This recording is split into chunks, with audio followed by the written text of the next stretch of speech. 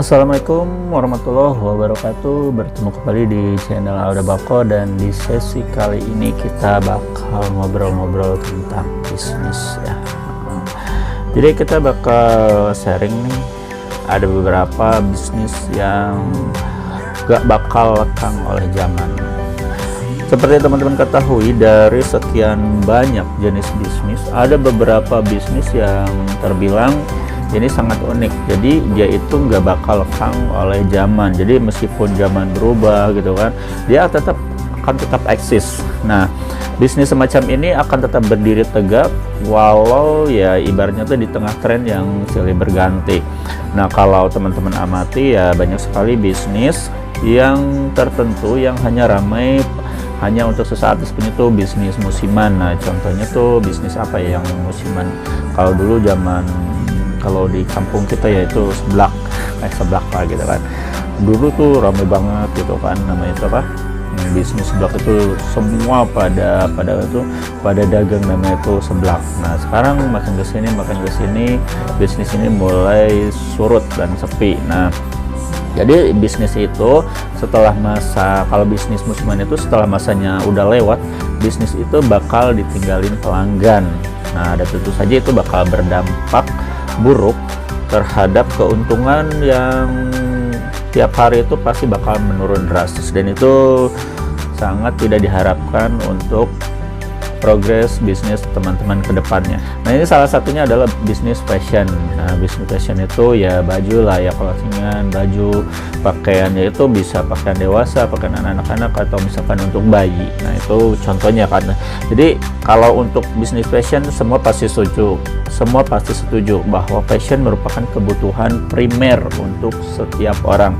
Apalagi untuk misalkan untuk teman-teman yang kaum hawa ya, untuk perempuan punya baju 3 atau misalkan 5 potong aja kayaknya tuh gak bakalan cukup ya. Apalagi teman-teman, seperti yang teman-teman tahu, itu untuk model fashion untuk perempuan tuh benar-benar banyak sekali itu variannya. Apalagi untuk tahun sekarang gitu kan, banyak tren-tren yang muncul dari Paris, terus model-model apa tuh banyak sekali ya untuk cewek, terkecuali juga untuk untuk laki-laki ya. Kalau untuk laki-laki sebenarnya tuh lebih simpel aja sih. Kalau tiap berganti tahun itu tuh motifnya fashionnya tuh nggak terlalu banyak berubah, beda sama cewek. Nah, dunia fashion itu kalau menurut saya itu juga memiliki tren di masa itu sendiri. Jadi sehingga orang itu akan terus berdatangan demi bisa mengikuti tren baju tersebut yang lagi hype lah gitu kan. Jadi jika ingin menjajal bisnis ini, tentunya teman-teman jangan lupa tentukan dulu fashion apa yang ingin teman-teman jual. Nah, tentunya teman-teman kembali lagi ke konsep marketing. Jadi di konsep bisnis yang 2.0. Jadi teman-teman tuh jangan nyiptain dulu produk, tapi ciptakan produk atas dasar solusi atau dasar problem di masyarakat. Jadi passion apa yang namanya itu dibutuhkan masyarakat pada saat ini. Nah, cari dulu problem di masyarakat itu pengen passionnya tuh kayak gimana. Nah, nanti baru setelah itu setelah solusinya ketemu, nah nanti baru teman-teman siapkan produknya itu seperti apa. Nah, jadi teman-teman bisa menentuin nih, kalau misalkan ini produk fashion teman-teman itu mau dijual untuk siapa, untuk anak-anak contohnya gitu kan, atau dewasa, pria, wanita, atau bahkan bayi yang kebutuhan bayi. Pakaian bayi itu teman-teman tinggal pilih sendiri, karena memang itu punya keuntungan sama benefit tersendiri. Nah, terus lanjut kita ke produk yang namanya itu produk kesehatan. Nah, untuk bisnis produk kesehatan juga dibilang benar-benar gak bakalan pernah sepi ya. Apalagi kesadaran masyarakat tentang kesehatan itu untuk tahun-tahun sekarang itu memang sudah mulai meningkat ya, seiring dengan perkembangan teknologi itu kan, terus perkembangan zaman. Jadi lama-kelamaan tuh masyarakat sekarang itu udah mulai terbuka dengan namanya tuh kesehatan ya. Terbukti dari pencarian di lapak e-commerce itu banyak produk kesehatan yang menjamur atau yang dibutuhkan. Adapun produk kesehatan yang sebenarnya banyak laris itu antara lain yaitu obat-obatan kayak tradisional gitu kan, madu superfood sampai minyak gosok semua ada ya, untuk vitamin. Apalagi sekarang kan ada namanya tuh untuk alat kesehatan tuh khususnya kecantikan ya. Untuk kecantikan juga itu benar-benar gede banget itu profitnya. Itu teman-teman seperti lihat sekarang itu untuk namanya tuh kita mau jadi namanya tuh glowing putih aja, kita sekarang itu ada namanya itu pilihan untuk inject atau misalkan infus whitening, terus kayak botox gitu kan, terus glutathione, segala macam, sampai suntik vitamin C. Itu semua itu adalah yaitu sebuah sebuah bisnis yang bisa dijadikan peluang untuk teman-teman. Tapi ya di tanda kutip di sana teman-teman juga harus menguasai dulu namanya tuh produk tersebut, karena memang apalagi untuk whitening, untuk kecantikan teman-teman tuh benar-benar harus punya basic dulu ya. Apalagi udah hubungannya sama inject, infus gitu, teman-teman ya minimal ya menguasai yang namanya tuh teknik keperawatan seperti itu. Nah, untuk menjalankan sebuah bisnis kesehatan itu tentunya teman-teman harus mengantongi namanya itu ya layak lah, namanya itu dari sertifikasi kelayakan dari BPOM ya, dan atau dari Departemen Kesehatan tentunya. Ya tujuannya agar keamanan lebih terjamin. Soalnya kan banyak sekali produk-produk yang ibaratnya itu beredar di pasaran itu yang ilegal, nah tanpa BPOM ya. Hasilnya contoh ya untuk teman-teman kaum perempuan ya, ibarat ini nih. Contoh misalkan yang produk pemutih wajah atau whitening, banyak sekali teman-teman kaum hawa itu lebih tergiur dengan harga yang murah, tapi efeknya itu benar-benar fast effect gitu kan.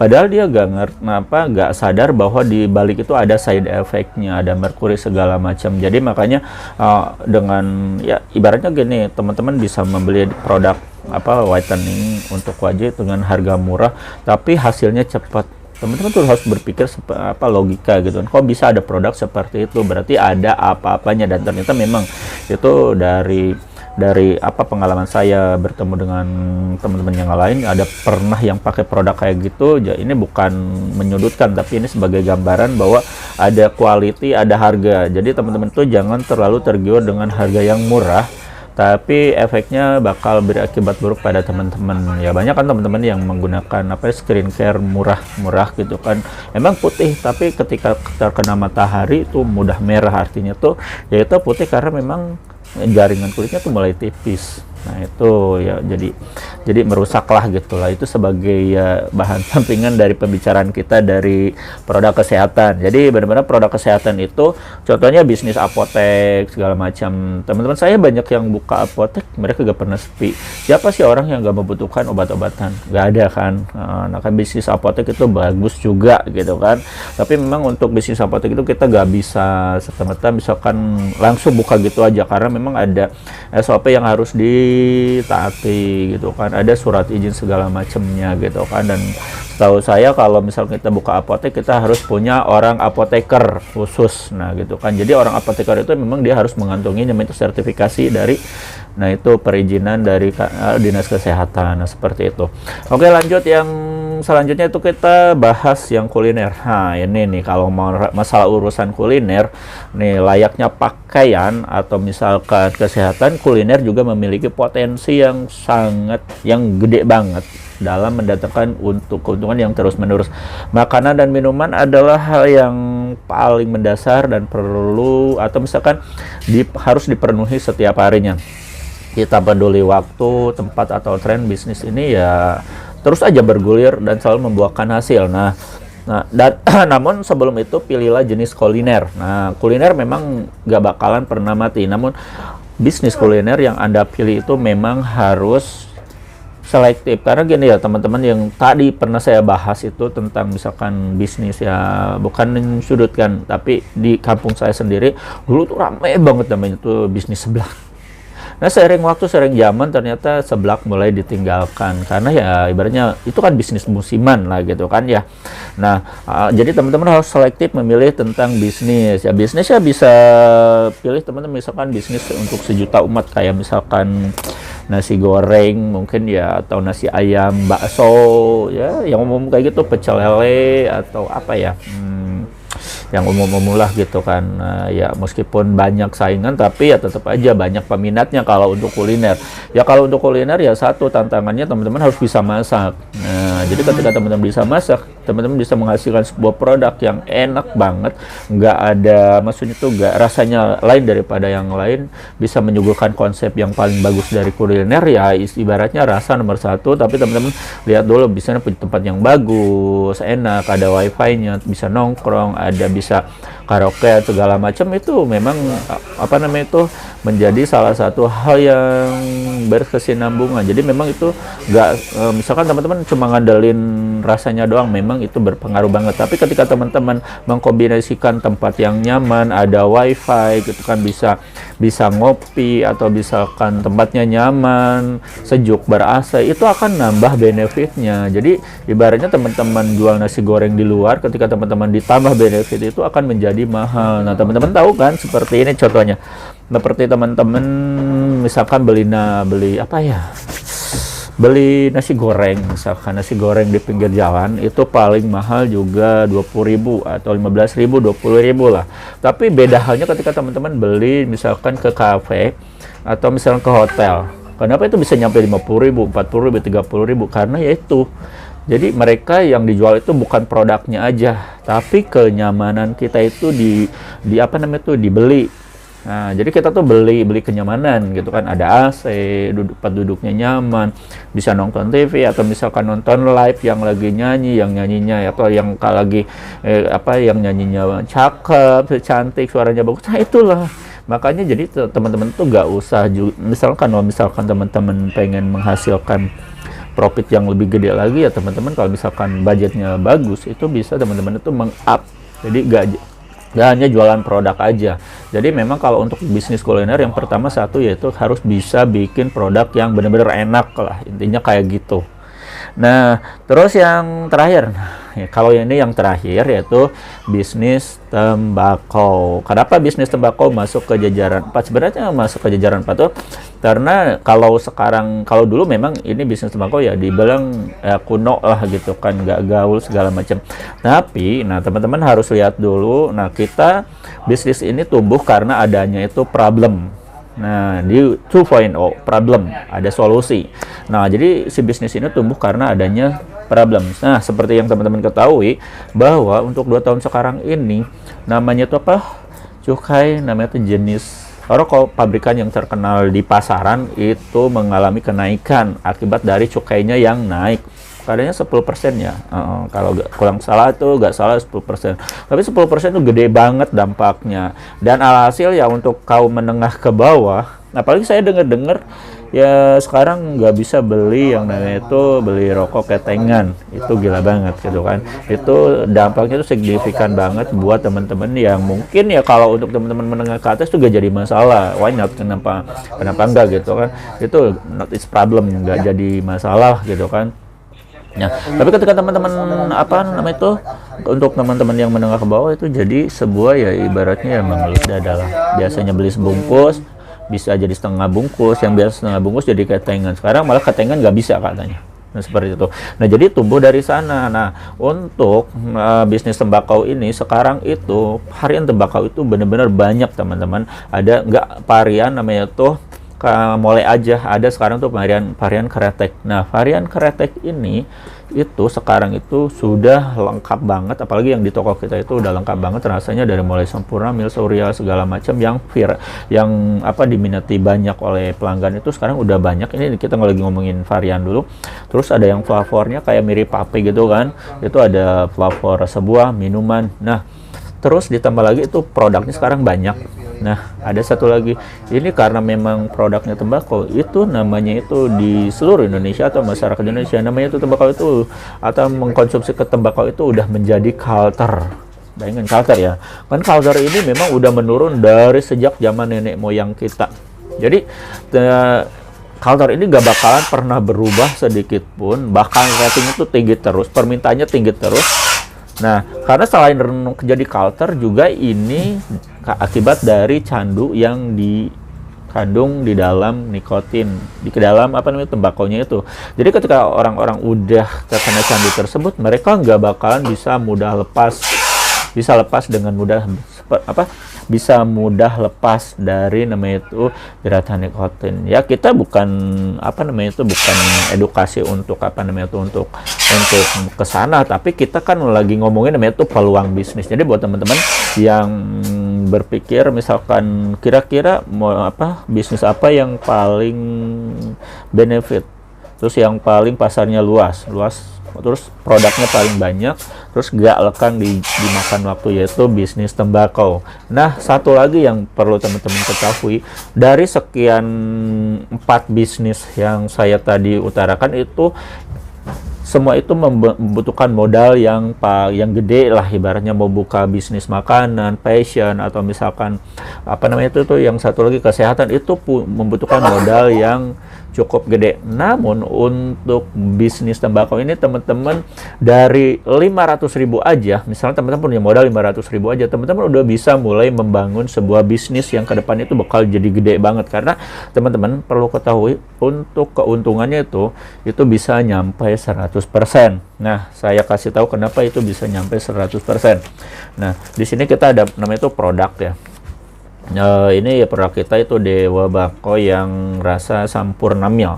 Nah, ini beratnya itu sekitar 45 gram. Nah, kita asumsikan kenapa ini profitnya omsetnya tuh gede banget sampai lebih dari 100%. Nah, ini harganya itu kalau teman-teman beli beli pulsa yang goceng itu sama harganya. Jadi teman-teman kalau misalnya beli pulsa yang 5.000, ini seimbang dengan harga pulsa 5.000 dengan kuantiti yang 45 gram. Nah, dari 45 gram itu teman-teman bisa menghasilkan kalau lintingannya itu sekitar paling jago lah, atau paling jelek 35 atau 40 aja lah, kita ambilnya 40 linting. Nah, ketika 40 linting itu kita jual, misalkan jual jasanya, misalkan teman-teman ada yang beli nih, saya pengen beli ini tapi pengen dilintingin, oke, kita jual. Misalkan ya kita jual harga per lintingnya itu 500 perak. Terus teman-teman dapat misalkan 45 kali 4 itu sama dengan 20.000 dari modal cuma cuma dengan sebanding dengan pulsa goceng, teman-teman bisa mendapatkan omset 20.000. Tinggal hitung berapa. Kalau 20.000 dikurangi harga pulsa yang goceng, ini udah lebih dari 100%. Oke lah, potong misalkan paper, lem sama itu paling berapa persen. Nah, ini baru ngomongin yang 45 gram. Kita belum ngomongin yang 1 kilo. 1 kilo bisa jadi 800 batang kali 500 itu udah 400.000. Sedangkan modalnya itu, kalau teman-teman perlu ketahui, itu modal yang 1 kilo tembakau itu modalnya itu sama dengan 4 bungkus tembakau rokok yang harganya itu gocap atau 50.000. Nah, jadi teman-teman kalau misalnya beli di pasaran, rokok yang terkenal lah, itu yang harganya 50.000, nah atau yang 40.000 lah gitu kan, 40.000 itu 4 bungkus. Nah, itu berbanding sama dengan modalnya tembakau yang 1 kilo. Tapi teman-teman bisa mendapatkan omset sampai 400.000. Gila kan? Itu kenapa saya bilang omsetnya gede. Nah, untuk yang bisnis yang lain memang ada omsetnya juga dapat, tapi untuk yang bisnis ini omsetnya gede banget. Terus cara pemasarannya juga lebih mudah karena pasarnya banyak. Itu dari tempat teman-teman aja, misalkan di rumah teman-teman ada nggak yang nggak ngerokok? Kira-kira berapa orang yang ngerokok dalam satu rumah, satu dusun, satu kelurahan, atau misalnya satu desa? Bayangkan kita itu dijadikan sebuah peluang usaha. Nah, kebetulan untuk yang bisnis ini bisa teman-teman jalani dengan modal yang sangat kecil sama sekali. Kecil banget. Itu dari mulai 500.000 teman-teman udah bisa mulai berbisnis.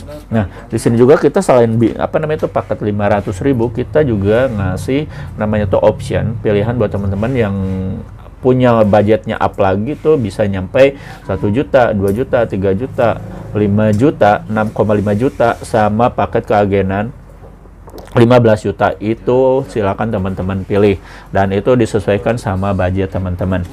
Dan untuk informasi seperti apa sih gitu kan paketnya, list rinciannya seperti apa, terus dapat bonus enggak, terus transaksinya gimana, teman-teman langsung aja japri kita di 0821 20 25 7007 dan nanti langsung ngobrol sama admin kita. Nah, seperti itu teman-teman ya.